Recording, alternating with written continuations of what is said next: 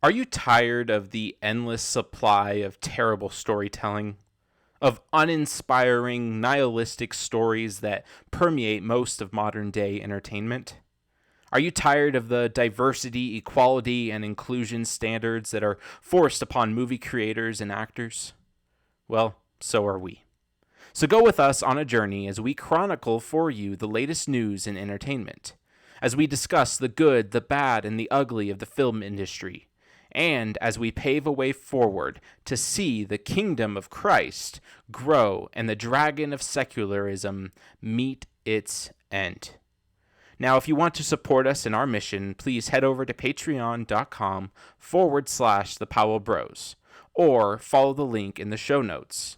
There you will gain access to our exclusive show, the Powell Bros Mini Reviews, as well as early access to both Movie Chronicles and movie reviews. Now, on with the show. All right, welcome back to Movie Chronicles with the Powell Bros. We're here again, another week, another episode. I'm Tobiah Powell, one of your hosts, joined with Trent Powell, your other host. How you doing, Trent? Doing great. Movie Chronicles. We are here to chronicle for you what is going on. Mm-hmm. For sure. But it's been a good last few Chronicles. There's been a lot to talk about, good discussions, and we never know where this is gonna go. We plan out. We have some new stuff, but usually we end up going on a completely different route than we were planning, and diving into all kinds of crazy stuff, which is fun. It's good. I love it. Yeah. So for sure. So Tobiah, do you got anything for us to start off? The most recent thing would probably be the How to Train Your Dragon trailer came out for the live action version of the movie, which is literally just a live action version of the movie. Remake. Shot for shot. Because I don't know. What's your opinion of all these and then live Black action Astrid movies? And everything's a shot for shot remake except for Astrid. Yeah. They even got Gerard Butler to dress in a fat suit and be a Viking. Gosh. Yeah.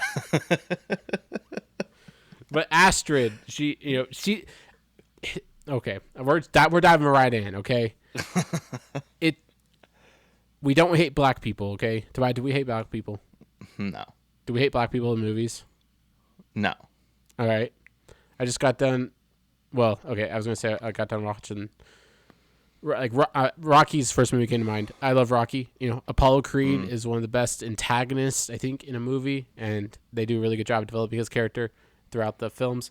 I love Apollo Creed, and it's not because he's black. It has nothing to do with his race. I like him.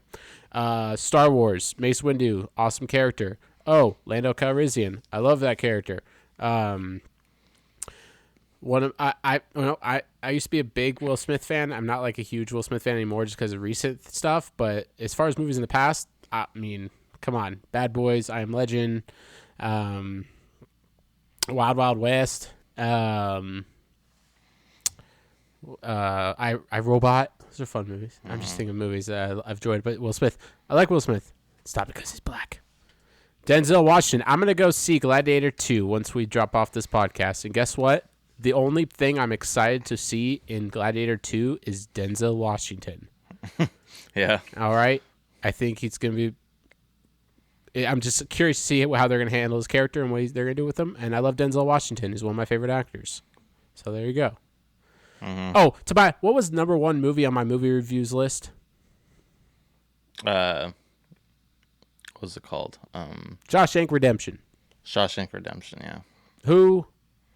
next to the white guy stars in the movie and has a very prominent role, who's actually the main focus of the movie if you look at it from the right perspective. Morgan Freeman. Mm-hmm. Sorry. Anyways. Yeah. Before I get off track, what do you think of Astrid being a person of color? And it's so dumb. Medieval Viking age tribes. Yeah. Place. Well, I remember we talked about it when it first got announced, and we were talking about how dumb it was. But after seeing the trailer and seeing how they're literally doing a shot for shot like remake, which is, we'll get into that, it's a dumb in and of itself, but the fact that Astrid is black, it's just like, it stands out so much because it's like we know this movie so well, and then all of a sudden it's just black Astrid.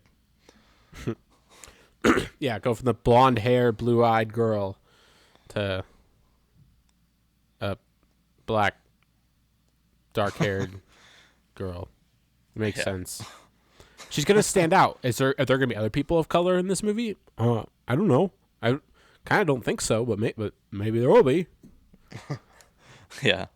But it stands out. Well, have you seen the picture of all the other characters? Like, who's the chubby kid? I know. Well, the this is cool kid, the twins. They're all white. Well, this is a period piece, and they're on an island. How many? It's mythical. Of these people, how many black people do you know with that have a Viking background? None. There weren't. None. Yeah. There aren't. These are white. These are the whitest of white people. This is where white people came from. It's like the whitest part of Europe. Europe. That's where these Western people Europe. came from. Okay. Yeah.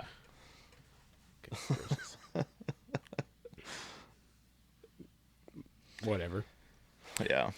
What do you think of the shot-for-shot remake and not doing anything original or it anything can look at cool. all? Like I like how the dragons look for the most part. They don't look too animated, but they look like their animated counterparts. But it's well transitioned into live action CGI. I like it's fine, but so the question is, do we want to see a live action How to Train Your Dragon? We want to see the animated movie put to live action. I don't know. I mean, it could be cool. I like Vikings. I like dragons. I like the time period that this is set in. So sure, like it could be good. I can enjoy it. But does it have to be a shot for shot remake? I don't know. I don't feel like it should be. No, I mean, I thought it could be pretty cool, but I mean, it's like if I want to watch How to Train Your Dragon, I'm going to watch the animated one, not the live action one. So it's like if they did like a new story or something, or even just changed it up. And I get it's all based off a book too, but they're still seem to be basing it more off of the animated movie than the book. Totally. Yeah. And this is why Trevor should be on the podcast, because he's read like all the books. Yeah. Okay. Yeah. We have another brother who sits behind the scenes. Yep. He should join. Trevor, if you're listening, which you are, join us. Join us. We talk about anime and How to Train Your Dragon. Anyways, Yeah. I don't know. That's the thing with these live action remakes. It's you can go two routes. You can go a shot for shot remake, or you can go your own creative direction by still telling the similar story, just make it look a little different and add different elements, add your own elements to it. It's like, but I don't know. I just don't know why they don't do that, but whatever. Yeah. So that's that. Anything else you want to say about that? Not really. Oh, well, that's the thing. Are they going to do are they going to do the sequels? Are they going to do the second movie and the third movie? Yeah. And like do shot for shot remakes of those movies? Like, I don't know. I love the How to Train Your Dragon movies. I love the first one is incredible. Like, almost just like almost a perfect animated film. Like, it's really good. And hopefully, if we have time, we're going to talk about animated films at the end, given our tier ranking list that we did weeks ago, and we're still trying to do. But anyways, that one's on the list somewhere. So Yeah. it's a good movie. Sweet. Well, Tobiah, that was first on my list. So just because we can't stop talking about Star Wars, it sounds like Lucasfilm has removed their 2026 slated film and replaced it with Episode 10? no, like replaced the slot, like Disney replaced the slot with Ice Age 6. Oh. Okay. Yeah, they're not doing a movie in 2026. So that means we'll get the Mandalorian Grogu movie next. Is it next year? I don't even know. Next year, and then we're probably not going to see a Star Wars movie until like 27. So this Rey movie trilogy, whatever, New Jedi Order. Excuse me, New Jedi Order is not going to happen for like 3 years. Yeah. 2 years? I don't know. Whatever. However you math. I mean, that makes sense, I guess. Yeah, but it's been how long since we got into Star Wars? That's going to be almost 8 years. I know. If we get in 27, Yeah, I know. that's well, okay. Besides the Mandalorian Grogu movie, yeah, it's going to be like 8 years of like a Skywalker era saga. But I don't know. Okay, I was going to ask this question at the end, but I'm going to ask it here. Okay, Tobiah, do you think that honestly, do you think the Rey trilogy is going to happen? Like, we're going to see 3 movies that focus on Rey and somehow, or she's going to be some Obi-Wan type character setting up the next generation. Are we going to see that trilogy of movies? I think it's possible. I don't know that maybe they won't get through all 3 movies. I think we'll see at least one, though. Yeah. I go back and forth. I think, yes, we will, but at the same time, they can't get a movie in the theater. They can't keep it. They keep firing directors and writers, or directors step down. They don't want to work with Lucasfilm. Just one thing after another. It's like, I don't know. Like, is the Harmeen Bayshanoy, whatever her name is, Rey movie going to be a part of this? Is she still hired for with Disney? Is she doing the movie? I don't know. Doesn't really. That might not be the case because they're doing a trilogy now, and it's just, I don't know. Like, I wouldn't be surprised if it didn't happen, but I also wouldn't be surprised if it does because they've said it's going to happen, and they hired a writer. They got a guy who's ready to write this film. Yeah. No, what's crazy is that after all these years, this is what they came up with. Yes, exactly. Our focus. I don't know. I think we talked about this last week, but they said that the main. Yeah, we did talk about this, but the most vital character in Star Wars right now is Rey. Who's telling you that? Where are you getting that from? Yeah. And maybe that's true. It's just, it's probably because you don't have very, very, very many relevant characters. Yeah. I don't know, man. I don't. Yeah. I don't know. You ruined all the legacy characters, and so now you're just trying to set up the next generation, but it's not. It doesn't have feet underneath it. It's not going anywhere. So who knows? Yeah.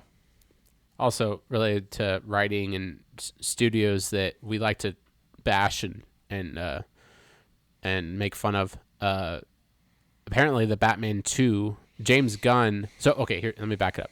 So Matt Reeves. There was a rumor that Matt Reeves had finished the script for Batman 2. But James Gunn, I think he posted on X like the other day, and he said basically that no, it's not done. It's still he's still working on it, and we're excited to see what it's going to be. So from the horse's mouth. Now James Gunn has lied a lot. Actually, he lies all the time about movie projects and things going on behind the scenes. Like he's not very honest. So he could be lying about it, but it sounds like the Batman 2 is not written right now, and That's crazy. I thought they were like filming it, or no, they're not. That's crazy. Yeah, I don't know if that movie's gonna happen, but after the Penguin success, it's probably more likely to happen. And maybe they're rewriting it because they're like, oh wow, the Penguin's really good, so let's incorporate him a little more and let's kind of go in that direction. Maybe. Yeah. Who knows? Probably. I'm sure they're gonna go more in the direction of Penguin after We shall that. see. I mean, it's like, how could they not? So, Yeah. oh, speaking of Penguin, I finished it. You did? Okay. Yeah. So, what'd you think of that ending, bro? It was spoiled. I knew it was going to happen. Oh, really? Okay. I saw it. I saw it on Facebook. Yeah. So. Saw it But, coming. yeah, I mean, it was kind of just... We're like family, Oz. We're like family now. I'm gonna kill you. yeah. I want no attachments. Yeah. Man, that sucked. I thought he was like gonna set up for like a villain in the future, or he was gonna play a prominent role going forward. But no. Mm-hmm. Oh, Yeah, I know. But I mean, that's how you create a villain. That's all I gotta say. Yeah. That was Yeah. well done. No, I like I mean, the best part about that is like they made it very clear this man is evil. He is a villain. So anybody that had any sympathy for him or was like, feel bad for him because of his past, no, he is just evil for evil's sake. And that's what they did in the end. Exactly. Yeah, he had a rough past. Yes, he went through things that made him to be who he is, but he... Sorry. Bless me. He was evil. Or, yes, he had things happen to him that led him to where he ends up being, but he's also there because of the choices he made in light of his past, in light of the things he went through. And then again, it's like he was still evil as a kid, too. He let his brothers die. Like, Yeah. I mean, he left them to die. So, Yeah. He's evil, and they made it very clear, and that was set up well going forward. And for whatever they have for the character, it's like, yep, he's the bad guy. He has a cool past, or he has an interesting past that adds a lot of depth to his character, but you also don't really feel sorry for him, and that's where it should be. So, yeah, for sure. Yeah, it was a good show. I liked it. Totally.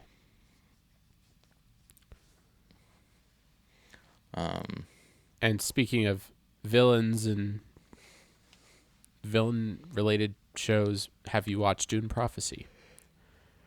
No. You didn't? Okay. I'm not gonna spoil anything. There's nothing really to spoil. Is it okay if I give my quick thoughts? Yeah. It was boring. Mm-hmm.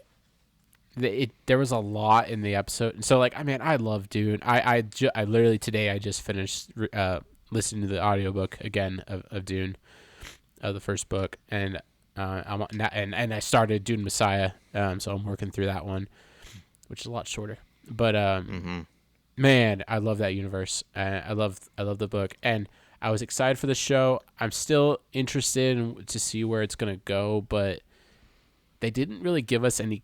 There was no really hook in the show that, like, first episode, you got to hook us. You got to give us something that like gets you intrigued. You have to give us at least one character that you know that you're gonna follow and you're interested and you want to know what happens to them next and so forth, and you want to see this journey that they go on. But it's not really there. They give us a lot of characters, but none of them are likable. A lot of them are boring, and I don't know. And it's just, I like the atmosphere. I like the setting. I like the feel of the show. I like the tone. I like the costumes. It all feels like Dune, looks like Dune. The first like 5 minutes of it is pretty decent. It does draw you in, but then he kind of loses you because there's just so much happening and a lot of exposition that's unnecessary, and it's just, I don't know. I was let down. I'll say that. Mm-hmm. We'll see where it goes, but I don't know. Well, I'm not sure, because basically you're following you're following a bunch of villains. I mean, basically these are the Bene Jesuits. They are not the good guys. They are the ones that the woman cults that was sent out throughout the galaxy to plant seeds of prophecies and manipulate cultures, and kind of be working behind the scenes, and taking over societies and cultures and planets and so forth. And they're interesting. They're very interesting characters. It's a very interesting concept and idea that Frank Herbert set up in Dune.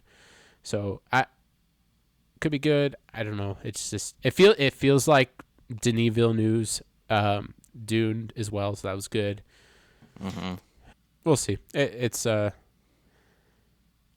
I'm not like I don't think casual viewers are gonna like this. I don't think it's gonna get good views, Mm-hmm. that many views. I don't think people are, at least in the first episode, there was nothing that really hooked anyone. Like this isn't the Penguin.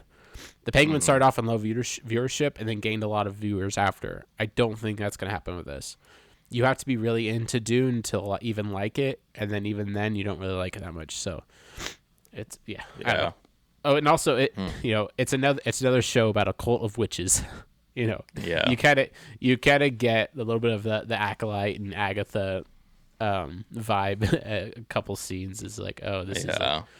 I just watched this a bunch of times and I don't want to anymore. So. Yeah. Well, anyways, did you see that the actress who's playing Silver Surfer was confirmed? Yep. Julia Garner. Yep. Yeah. It's funny they waited this long to confirm it. Yeah. Confirm what we already knew. It wasn't even like they were like, this is who's cast. It was through the synopsis that we were able to figure out. Right. Yeah. You have it? Do you have the synopsis? No, I don't. But I can pull it up. Yeah, while you're looking that up, I don't know. We already knew this, but it's like, okay, it's confirmed. This is the direction they're going after the last two phases of the MCU, which have been a complete dud. They're kind of doubling down with the female Silver Surfer. No Norrin Rad. So yeah, we got Nora Rad. I'll go ahead and read it. Go for it. Forced to balance their roles as heroes with the strength of their family bond, they must defend Earth from a ravenous space god called Galactus, played by Ralph Ineson, and his enigmatic herald, Silver Surfer, played by Julia Garner. And if Galactus' plan to devour the entire planet and everyone on it weren't bad enough, it suddenly gets very personal. Yeah. Okay. Yeah. No, this is Galactus's Silver Surfer. So I don't know, man. Yeah. Yeah. It's not. I don't get it. I mean, I do get it. This is what they want. This is the direction they're going. They take every male character they can and find a female counterpart. And she's going to be better than everyone. She's going to best everyone. I mean, the Silver Surfer is a very powerful character, but it's going to